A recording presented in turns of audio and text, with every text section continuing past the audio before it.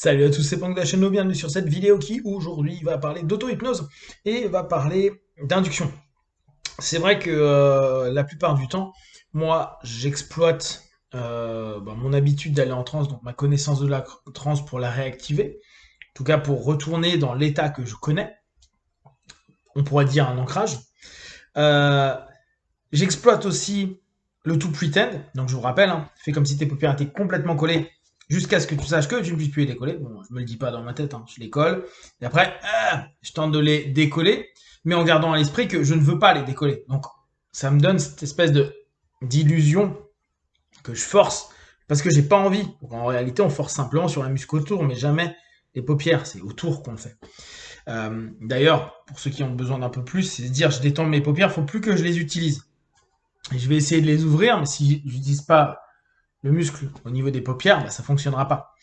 Et à partir de là, j'estime que j'ai contourné mon facteur de jugement, c'est-à-dire contourné, je l'ai diminué, je l'ai atténué, c'est-à-dire qu'à ce moment-là, je suis moins dans la notion de donner une coloration à ce qui se passe. Est-ce que c'est vrai, est-ce que c'est pas vrai, est-ce que je suis vraiment dedans ou pas vraiment dedans. Je me pose moins de questions. D'ailleurs, il faudrait que je fasse une vidéo, mais je pense que facteur de jugement, facteur critique, on pourrait peut-être, c'est des réflexions que j'ai en ce moment, l'associer, ou en tout cas le ramener sur une réflexion profonde sur le facteur de décision.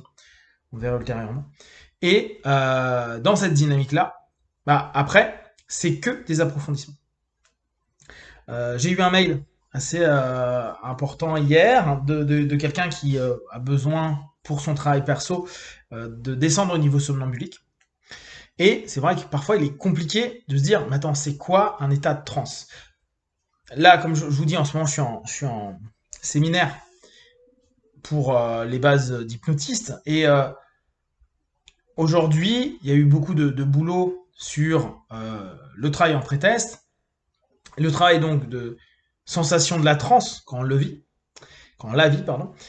Et ce qui était génial, c'est que chaque apprenant, je leur dis, bah voilà, là t'es en transe, c'était au niveau somnambulique, c'est-à-dire que tu donnes des phénomènes hypnotiques équivalents au somnambulisme hypnotique, hein, qui est donc qui va jusqu'à l'analgésie quasi immédiate avec la moindre suggestion. Donc, vous êtes à un niveau qui est un niveau somnambulique. Comment vous l'écrivez?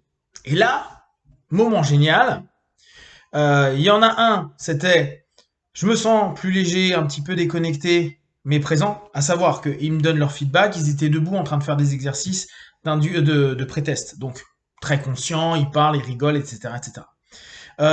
Juste un peu plus apaisé avec une attente positive. Cool. Euh, une autre, c'était plus en écoute réellement de soi-même et moins de tout ce qui se passe autour. Un autre, c'était euh, la notion d'être beaucoup plus, d'être comme s'il était dans un autre endroit. Parce qu'en fait, il vient de se rendre compte, il voit des choses, il prend attention à des choses plus ouvertes, donc plutôt une expansion vers l'extérieur. Et un dernier qui a dit, moi je suis plutôt assez aligné, assez en phase, avec une espèce de mouvement qui me permet de me retrouver. Donc on a autant ceux qui vont à l'extérieur, ceux qui s'écoutent plus, ceux qui s'écoutent moins. On a plein de façons de vivre sa transe. C'est extrêmement important comme élément. C'est hyper difficile de définir une transe.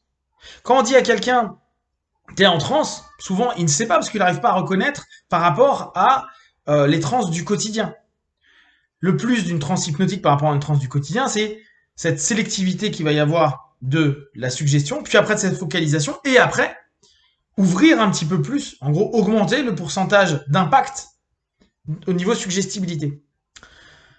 Donc c'est toujours un peu complexe de savoir à quel niveau on va. Le plus important, n'étant pas nécessairement l'induction, bien que là, je vais juste vous montrer avec le pré-test, mais pour beaucoup, vous le connaissez déjà, et vous l'avez certainement déjà fait, ne serait-ce que par rapport à certains audios que je vous avais proposés, où assez souvent, j'aime bien travailler avec les pré-tests. Et l'idée pour nous, c'est d'approfondir pour arriver à un niveau dit somnambulique. Le niveau dit somnambulique, c'est pas ressentir quelque chose de ouf. Et je répète vraiment ça parce que pour les personnes qui font de l'auto-hypnose, ils ont toujours l'impression qu'ils vont devoir décrocher, être super détendus, ne plus être conscients, etc. Si j'ai fait un paquet de vidéos sur l'auto-hypnose, donc je tente vraiment souvent de l'expliquer, mais je le rappelle constamment, non, non et renon. on est conscient, on n'a pas forcément décroché, au contraire, comme pour certains, ça va être au contraire plus éveillé, plus à l'écoute d'eux-mêmes, plus juste avec eux-mêmes. Oui, il y en a qui vont être un peu plus décrochés, etc., mais c'est pas l'objectif premier.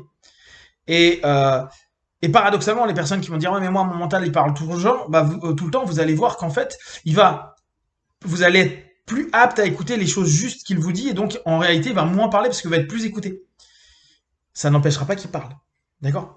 Donc ça va vraiment dépendre des personnes, et il n'y a pas une transe à un niveau donné qui est similaire à tout le monde. On arrive, entre guillemets, bien sûr, hein, souvenez-vous, hein, toutes ces cartographies sont fausses, sachant que ça reste une cartographie de l'esprit et que dès lors, on a déployé un ensemble de cheminements pour faire comprendre à peu près ce qui est attendu ou ce vers quoi on se dirige. Mais on utilise des phénomènes hyper simples hypnotiques, hein, catalepsie, catalepsie mineure, catalepsie majeure, euh, blocage, slash oubli et analgésie, comme étant juste des références pour nous dire, ok, je suis à peu près dans cette zone-là. Donc je suis en train de passer avec un phénomène, mais qui n'est pas là encore un phénomène de fou. L'oubli, c'est juste un blocage, c'est pour ça que j'utilise le mot blocage. L'analgésie, je sens, mais juste, je suis pas en train de crier partout quand je me fais pincer ou quand je me passe une aiguille. C'est juste plus géré. Mais c'est pas ouf, c'est pas genre ah, je suis parti de mon corps, je suis en train de parler avec un demi-dieu, etc., etc. Non, non, c'est beaucoup plus simple et beaucoup plus courant. Ça ressemble à des choses que vous avez déjà vécues. Sauf que ce coup-ci, en auto-hypnose, c'est vous qui allez l'orienter, c'est vous qui allez le diriger avec des suggestions simples. Donc, dipez, approfondissez, et puis après, jouez, travaillez, répétez vos suggestions. Donc, l'induction, ultra simple. Tout simplement, vous faites comme si vous étiez en train de proposer un pré-test à quelqu'un, tendez les mains, vous pouvez garder les yeux ouverts, ça va très bien. Vous allez imaginer que les deux mains vont s'attirer. Pour ceux qui ont besoin de créer une imagerie mentale en même temps, tout en ayant les yeux ouverts, bien sûr, c'est possible. Vous imaginez qu'il y a deux aimants, vous faites comme si les mains étaient déjà en train de commencer à se rapprocher. Vous imaginez vraiment que ça se rapproche. Vous pouvez imaginer, pour ceux qui aiment bien, savoir ce qui se passe au niveau du creux de votre main, savoir si vous sentez une sensation, une énergie, un mouvement, une résistance, au contraire une répulsion ou des trucs comme ça.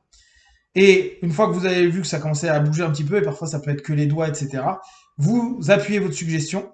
Ok, ça va plus vite, plus vite, plus vite. Dans quelques instants, les deux mains vont se toucher. Au moment où ça va se toucher, je vais fermer les yeux, respirer profondément et simplement plonger à l'intérieur de moi en décomptant de 10 à 1. D'accord? Ça se touche, ça y est. Je respire profondément. 10, 9. Et moi, je fais comme si je doublais mon état de relaxation. 8, 7, 6, de plus en plus. 5, 4, 3, 2, 1. Ok. Comme je vous ai dit, vous n'avez pas besoin d'être hyper relâché et relaxé. Hein. Vous n'avez pas besoin d'être déconnecté et autres. Et là, vous pouvez, si vous voulez, encore rajouter un petit approfondissement. Ça peut être un fractionnement. J'ouvre les yeux et je les referme. Et à chaque fois, je fais comme si j'étais deux fois plus connecté à moi. J'inspire, j'ouvre les yeux. J'expire, je ferme les yeux. Et je double cet état. J'inspire, j'ouvre les yeux. J'expire, ferme les yeux. Je double cet état. N'oubliez pas, hein, ça ne vient jamais de quelqu'un. C'est toujours vous qui cherchez, allez et orientez les choses. Je respire profondément. Je me connecte à moi. Je me connecte et je me focalise sur ma suggestion. Je sélectionne cette suggestion comme étant la plus importante. Et toute ma séance, je vais aller autour de cette suggestion. Je sais pas, toujours tout point de vue, je vais de mieux en mieux. Hein, suggestion qu'on peut améliorer. Et au fur et à mesure, tous les jours, sur tout point de vue, je vais de mieux en mieux. Bien d'un point de vue physique, psychique, émotionnel. Tous les jours, chaque jour qui passe, chaque matin, je sais que je vais de mieux en mieux. De plus en plus et encore davantage. Mieux, mieux, c'est-à-dire que physiquement, émotionnellement, intellectuellement, je vais de mieux en mieux. Tous les jours, un peu plus. Je me laisse aller de plus en plus dans cette idée et dans cette possibilité. Je crée, je fais, je mets en place. Tous les jours, de tout point de vue, je vais de mieux en mieux. Ok, je répète 5 minutes, pas plus longtemps. J'inspire à 3, je vais ouvrir, je vais être complètement connecté à moi dans l'ici et maintenant. 1, 2, 3, ok. Et je finis ma session.